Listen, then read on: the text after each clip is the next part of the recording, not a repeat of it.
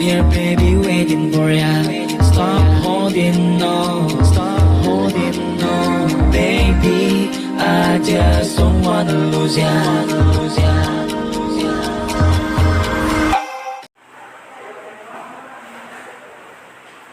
Assalamualaikum warahmatullahi wabarakatuh. Waalaikumsalam warahmatullahi wabarakatuh. Sebelum kita memulai pembelajaran hari ini, alangkah baiknya kita berdoa terlebih dahulu ya. Ketua kelas di sini siapa? Saya Bu. Oke, silakan pimpin doanya. Baik teman-teman semua, untuk memulai pembelajaran pada pagi hari ini, alangkah baiknya kita berdoa terlebih dahulu. Berdoa dimulai.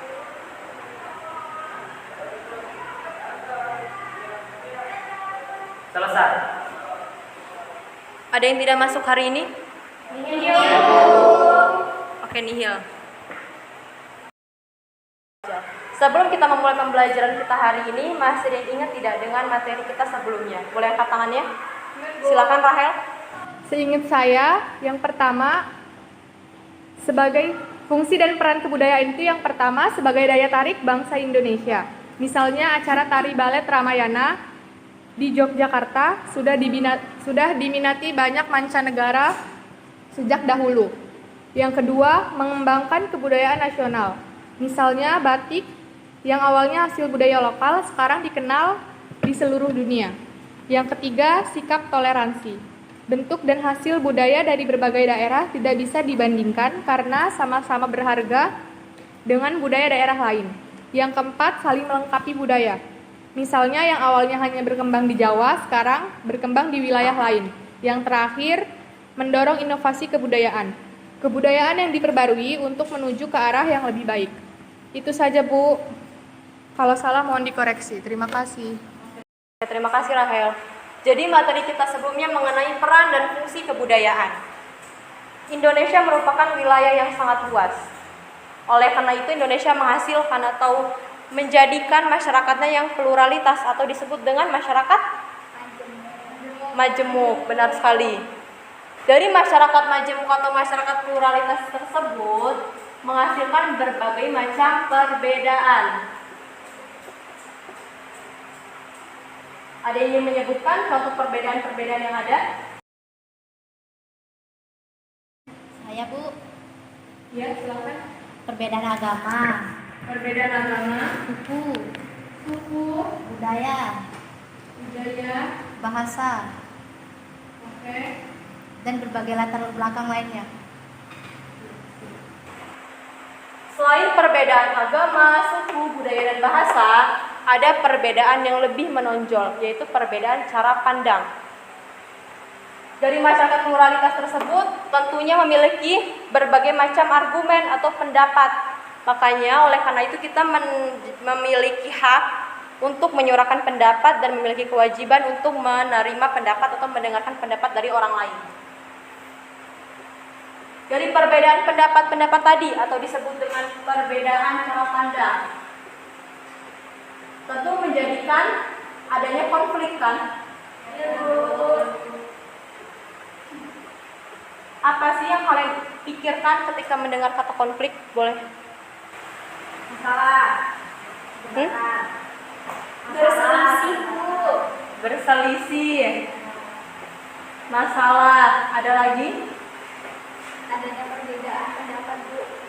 Perbedaan pendapat. Berantem, Bu. Berantem.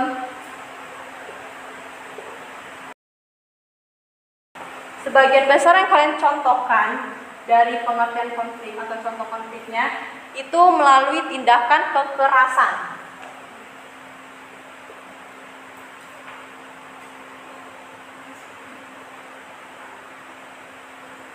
Menurut kalian konflik itu hanya dilakukan secara tindakan kekerasan atau tidak? Tidak. Kenapa alasannya? Oke, masih belum jelas. Berarti Ibu akan menayangkan suatu video pada kalian. Mohon disimak baik-baik ya.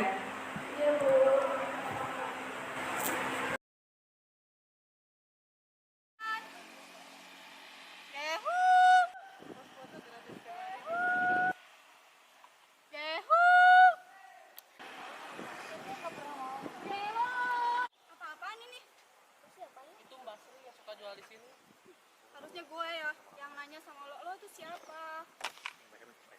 Saya gak bermaksud gitu, Mbak. Mbak Sri jangan gitu, Mbak Sri. Apa kamu apa? Apa? Udah Mbak, jangan gitu dong, Mbak. Ya udah ini ya, lihat jualan. Yang kamu jual itu sama kayak gue sama. Tapi kan semua orang punya hak, Mbak. Yang gimana gitu yang Setelah menyimak video tadi, mengapa sih bisa terjadi konflik? Ada yang ingin menjawab? Silakan Janisa. Saling iri. Itu terjadi konflik tersebut individu antar individu atau individu antar kelompok atau kelompok individu antar individu itu masuk ke bentuk-bentuk konflik.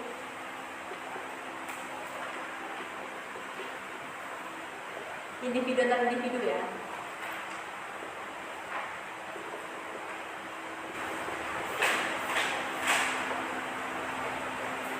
Ada yang ingin menyebutkan contoh bentuk konflik lain?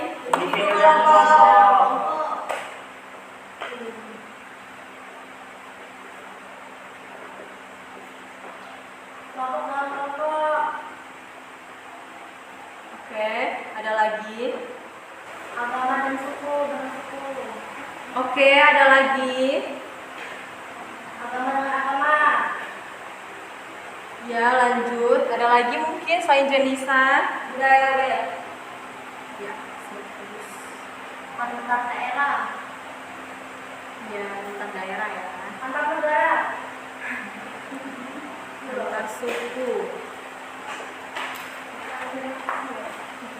Seperti yang sudah kalian sebutkan, individu antar individu, individu dengan kelompok, kelompok dengan kelompok, agama dengan budaya, budaya dengan budaya, antar suku atau suku dengan suku itu termasuk dengan bentuk-bentuk konflik. Ada yang lain, yaitu antar kelas-kelas sosial. Contohnya, Bu. Iya, maksud dari antar kelas sosial adalah terjadi konflik antar kaum proletar atau kaum buruh dengan kaum borjuis atau kaum kaya. Itu termasuk dengan antar kelas-kelas sosial. Biasa terjadi misalnya pengemis minta-minta ke orang kaya, terus orang kaya nggak mau ngasih. Biasanya pengemis ngomong kayak gini, iya udah kaya, pelit lagi. Itu termasuk dengan konflik antar kelas-kelas sosial. Oke. Dari konflik yang terjadi, tentu dibutuhkan penyelesaiannya agar konflik tersebut tidak secara terus-menerus terjadi dan menimbulkan perpecahan atau kekacauan. Cara penyelesaian yang akan Ibu berikan yaitu, ini Ibu hapus ya.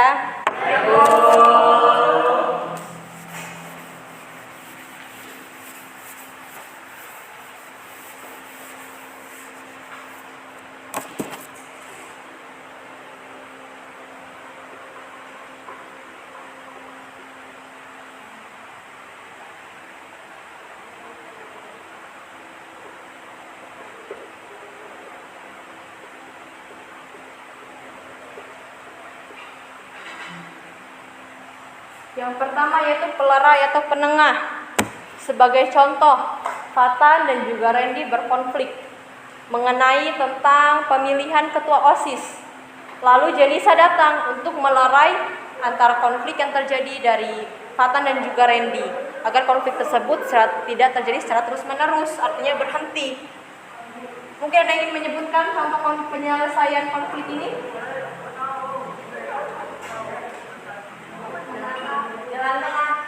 Jalan tengah. Bisa dicontohkan jalan tengah bagaimana? Oke, contoh di jalan tengah adalah ketika pihak Randy dan pihak Fatan tadi berkonflik, mereka saling menyepakati suatu kesepakatan yang disepakati oleh kedua belah pihak. Itulah yang disebut dengan jalan tengah. Ada lagi? Mengalah. Ada yang bisa mencontohkan? Silakan Janisa. Contohnya kayak Ahmad dengan Reza rebutan rambutan, Bu. Rebutan rambutan. Terus apa namanya? Kedua rambutan itu misal mereka bertemu sana. Tinggal satu rambutan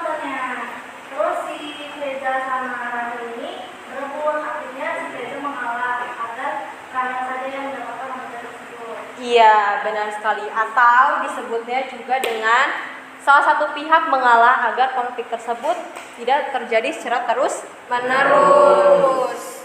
Oke, ada lagi yang ingin menambahkan mungkin? Oke, cukup ya. Dari penjelasan Ibu tadi, kalau masih ada yang bingung atau masih ada yang kurang jelas boleh ditanyakan. Bu, Silakan Nadia. selain dengan yang dijelaskan tadi, bisa dengan apa saja ya Bu untuk menyelesaikan konflik-konflik yang ada di masyarakat ini? Oke, selain pelara itu penengah, jalan tengah, dan juga mengalah, ada salah satu contoh lagi ada di buku cetak kalian, yaitu dengan cara tawar-menawar. Negosiasi. Ya, negosiasi. Jadi siapa yang menjawab? Ya, bagus sekali. Tawar-menawar atau negosiasi.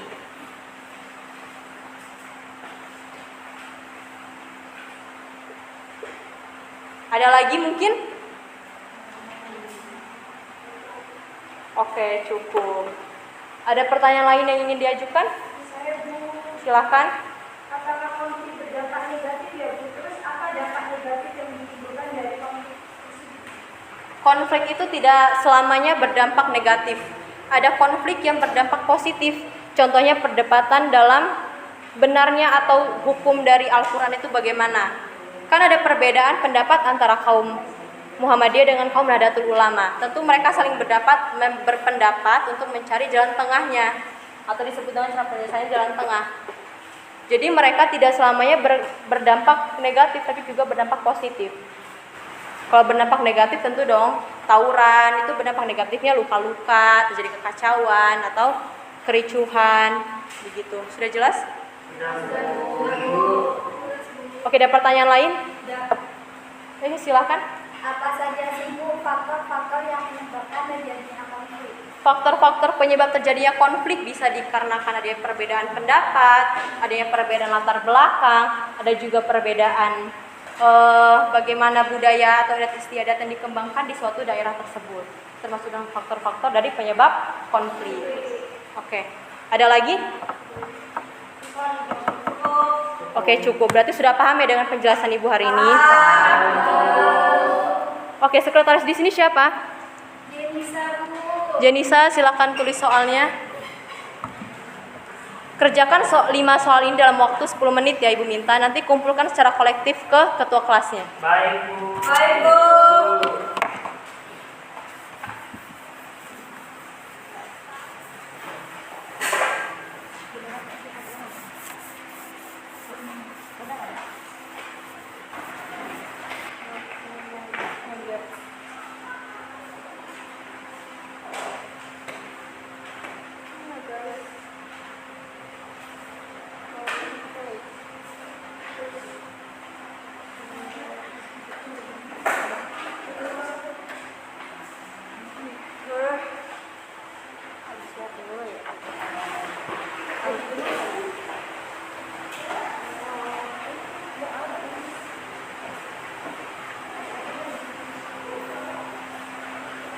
Tentang konflik ya bro.